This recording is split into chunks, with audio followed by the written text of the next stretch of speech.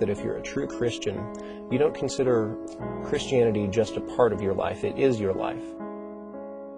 And if you follow the teachings of the Bible, specifically Mark 16:15, which says, "Go out into the world and preach the good news to all creation," then you have an obligation to share that faith with others.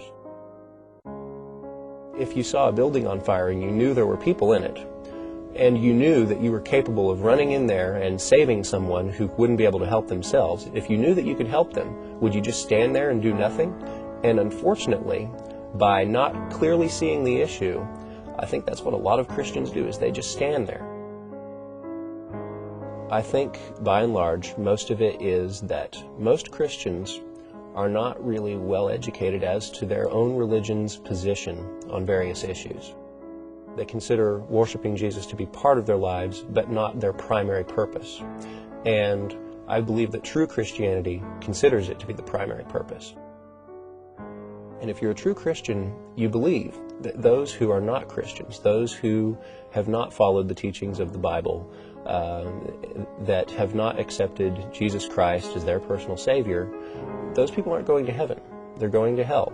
Hell's not a fun place. I have heard Christians, definitely, that have the view that everyone is entitled to their own belief, and that's not necessarily a bad position to have, but if you believe that what they believe is going to earn them a place in eternal suffering, then there's a problem with that, in that you're allowing them to be tortured for eternity, while at the same time believing that you shouldn't save them from that.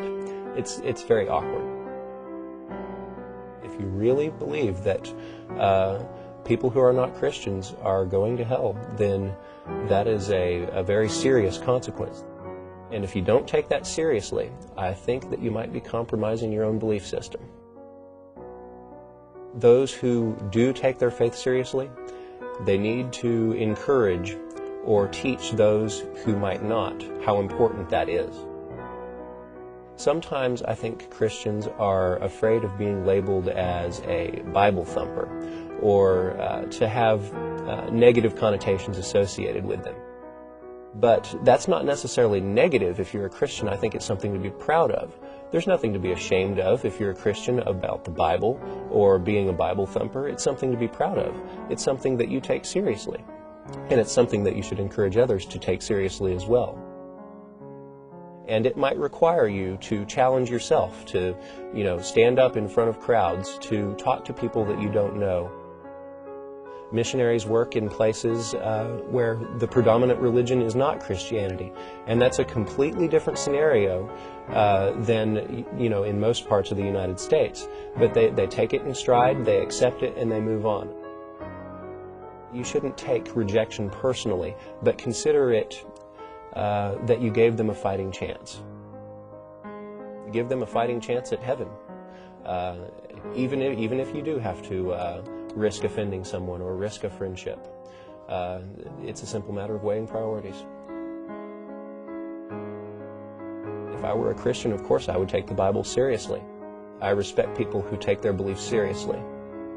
And I would take the Bible's teachings seriously. Among those teachings is the idea that there is a heaven and there is a hell. And those that accept Jesus Christ as their personal Savior go to heaven. Those that don't go to hell. And the implications of that are very far-reaching. And you're an atheist? Yes, I sure am.